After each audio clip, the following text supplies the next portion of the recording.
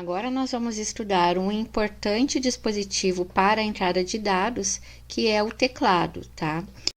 O teclado é um periférico que obedece alguns padrões que são regidos pelas normas da ABNT. Então, se nós formos olhar os diferentes modelos, os diferentes fabricantes, nós vamos constatar que a disposição, o padrão das teclas é mais ou menos o mesmo, porque nós temos então essas regras que devem ser obedecidas, ok? Bom, o teclado ele é organizado por grupos de teclas, então nós temos as teclas de digitação, que são as teclas alfanuméricas, e aí nesse grupo nós temos as teclas com as letras, com números, com caracteres especiais, com pontuação, certo? Depois nós temos as teclas de controle, que podem ser usadas sozinhas ou em combinação com outras teclas. É o caso, por exemplo, do Ctrl, do Alt, da tecla com o logotipo do Windows, a tecla ESC, certo? Nós temos também as teclas de função. As teclas de função possuem as características de começarem sempre com a letra F, tá? E iniciam no F1 e vão até a F12. Só que a funcionalidade de cada uma dessas teclas vai depender muito do aplicativo que eu estou utilizando no momento, tá? Então, não existe uma função genérica para cada uma dessas teclas. Depois eu tenho também as teclas de navegação que vão permitir eu me locomover dentro de um trabalho qualquer, pode ser um texto, pode ser uma planilha Excel e assim por diante, ou ainda pode ser também uma página web, tá? Então, dentro desse grupo a gente vai ter as setas, que seria as teclas de direção, né? A tecla Home, a tecla End, a tecla Page Up, Page Down, são alguns exemplos. E nós temos também, na maioria dos teclados, um teclado numérico bem ao lado direito, que é bastante útil e prático para quem trabalha com muitos números, tá? Aqui nos próximos 2 slides, nós temos uma tabela com as principais teclas que a gente utiliza e a função de cada uma delas, tá? Então, ali eu tenho o ESC, o Tab, o Caps Lock, o Shift, Backspace, o Enter, tá? E aqui nós continuamos com mais algumas teclas e eu vou mostrar então essas teclas diretamente no teclado para vocês poderem reconhecê-las e identificar onde elas estão, certo? A função de cada uma, é claro que vai levar mais tempo até vocês assimilarem, né? Mas basta consultar esse material que vai ficar disponível para vocês caso tenha alguma dúvida, ok? Então, vamos lá. Aqui eu tenho um teclado, certo? E vejo que eu tenho várias teclas que estão já, né, identificadas, só para que vocês consigam se situar melhor no teclado que vocês utilizam. Notem que esse teclado que eu estou mostrando aqui é um teclado de um notebook, ok? Então, às vezes, do notebook para um computador de mesa vai variar um pouquinho por causa do tamanho, né, do espaço físico realmente, certo? Bom, então aqui no canto superior à esquerda eu tenho a primeira tecla que é importante a gente conhecer, que é a tecla ESC, tá? Essa tecla serve para eu poder cancelar um comando qualquer, ou ainda quando eu estou com um determinado menu aberto, se eu clicar no ESC, ele vai ser fechado, tá? Então, a função do ESC é essa, é cancelar ou interromper alguma ação ou algum comando, tá? Mais embaixo, eu tenho a tecla Tab, que está sendo sinalizada aqui.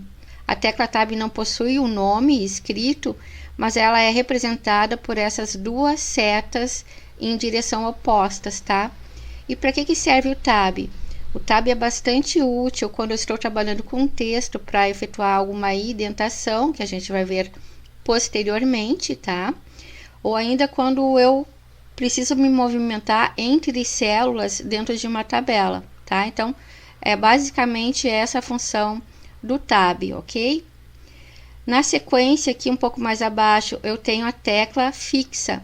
A tecla fixa também recebe o nome de Caps Lock, tá? E para que ela serve?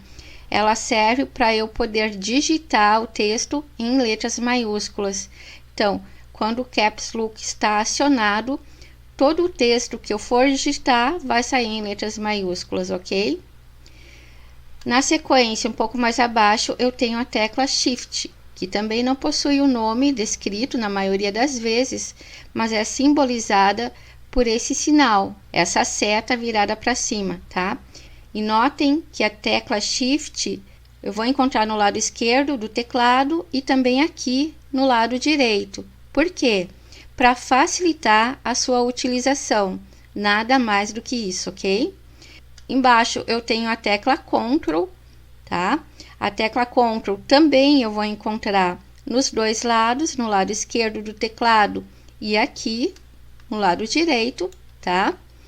E a tecla Ctrl serve para eu executar alguma ação, tá? Normalmente eu vou usar a tecla Ctrl em associação com outras teclas, como a tecla Alt, tá?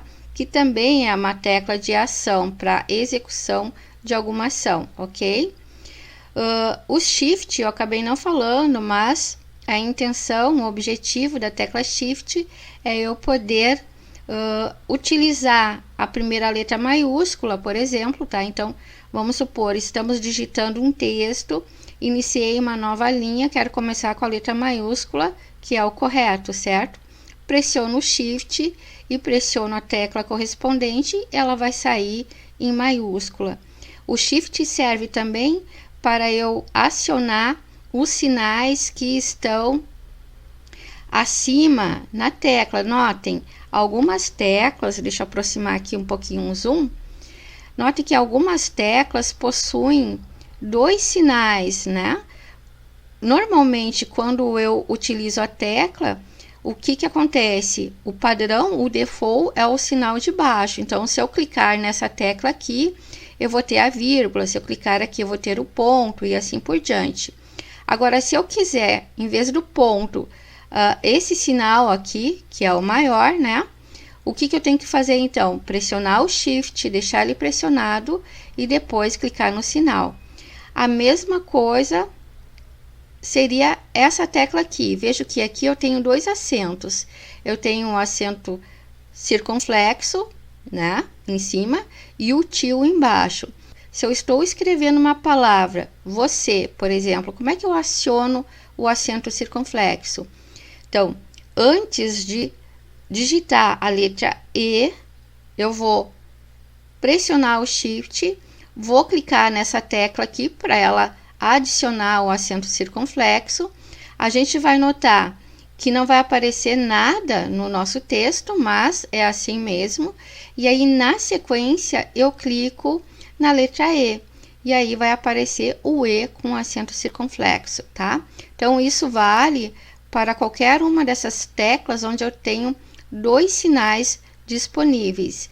O segundo sinal, sempre eu vou precisar acionar pressionando a tecla Shift, ok? Bom, aqui ao ladinho eu tenho essa tecla aqui que se chama FN. Para que serve essa tecla FN? Essa tecla FN eu vou encontrar normalmente nos notebooks, tá? E ela serve para acionar as teclas de função.